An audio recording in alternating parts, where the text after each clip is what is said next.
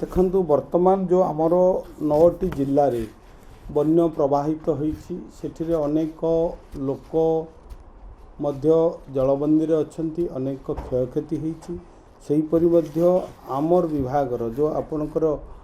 Annual population आमर affected जो cattle रही पाखापाखि 4,88,868 वर्तमान अफेक्टेड होती एवं आकु मध्य आम विभाग गुरुत्वर सहित ग्रहण करिछि। एथिरे भेटरनल टीम जोटा कि आरआरटी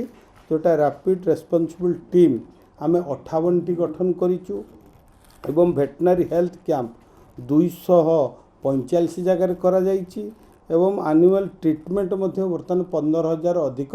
एनुअल को ट्रीटमेंट करा गलानी एवं यहाँ पई मध्य खाद्य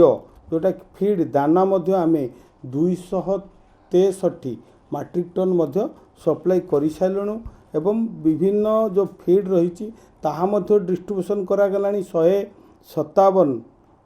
मैट्रिक टन एवं फॉडर मध्य दिया जाउची घास मध्य दिया जाउची कुंडा मध्य दिया जाउची एवं विभिन्न आमर हेल्प लाइन 1962 24 आवर बर्तमान आम काम करचु जोठू कॉल आसूची तुरंत सेठी आमर जो आरआरटी टीम जाई सेठी ताकू केमती उद्धार करा जिवो एवं सेमानकर खाइबा रहिबा सेही व्यवस्था मध्य करा जाउचे एवं आपण जरिया रे मु समस्त